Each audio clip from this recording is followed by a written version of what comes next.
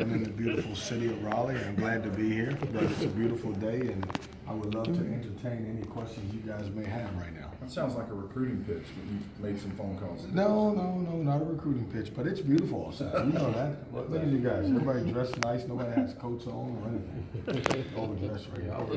Yeah. Coach, the most important stat is, did you get more points than they did? But in this world of analytics, what stats do you look at and consider after a game important that you need to win? Well, for us, I love to look at rebounding stats. Of course, you know, because I'm a pressing team, I look at how many deflections we get, which you never see on the stat sheet. Also look at our steals and how many forced turnovers that we have. And then obviously from an offensive end, I look at how many fast break opportunities do we have. Do we get offensive rebounds? Do we share the basketball? Another thing I look at is how many paint touches do we have as a team.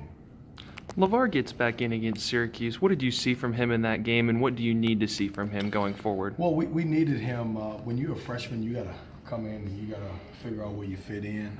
And I thought he did a tremendous job coming in the game. We needed him more on the defensive end. I thought he did a great job with those two guards of keeping them out of the lane. We didn't have a lot of success with Braxton didn't do a great job defending the ball one-on-one, and I thought LeVar came in and gave us a big spark. Your kids are saying all the right things when it comes to the big picture, which is run the table, everything takes care of itself. For you as a coach, how pleased are you to hear that kind of sentiment out of them? Well, I'm happy because literally I have not given them any story about the big picture. So if they're telling me anything that they're talking among themselves, you know, for me, it's all about the next game. I think the only way that the big picture can happen is if you take care of one game at a time. And obviously for us, it's Wake Forest. How are you going to be successful Saturday against Wake? Well, we got to play better.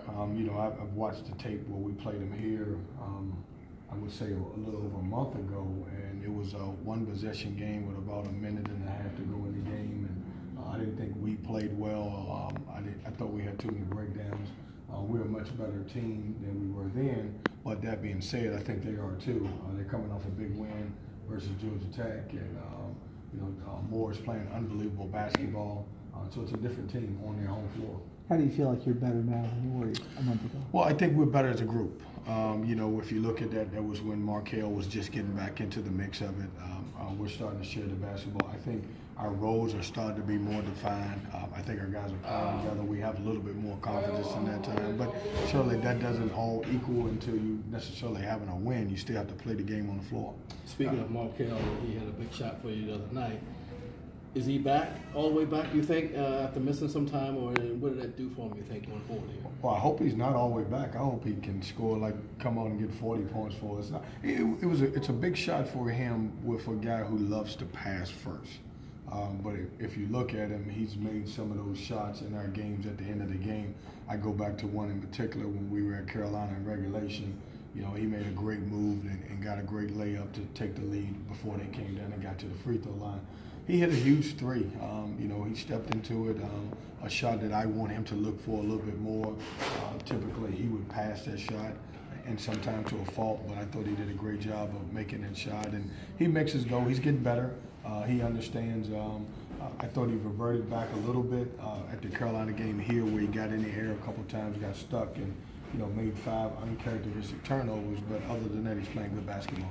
How would you evaluate your defense the last 3 games? Well, it depends on what you're looking at.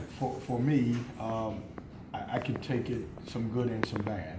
Obviously, one of the better things that we've done, I think we've done a great job of running guys off the three-point line.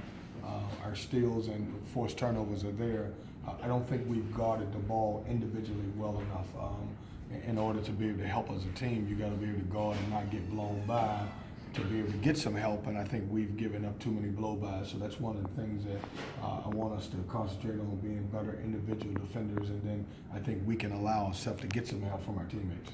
The other night at Syracuse, you said 19 turnovers are okay if you win the game, so that's all that matters. But when you look at the film and everything, what did you see led to those, and can you stop those going forward?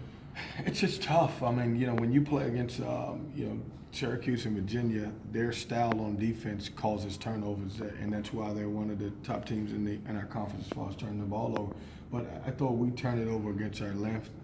A lot of it came when we got in the paint and we tried to throw the ball out, and certainly with those big guards, they were able to get to it. I don't like 19 turnovers. You guys know we've been a team who our assisted turnover all year long has been pretty good. I will take it if we win the game, but certainly we can't have 19 turnovers again to be successful. Will you look at the film from last year's game in Winston? Predates you, different teams, but it was such a bad situation.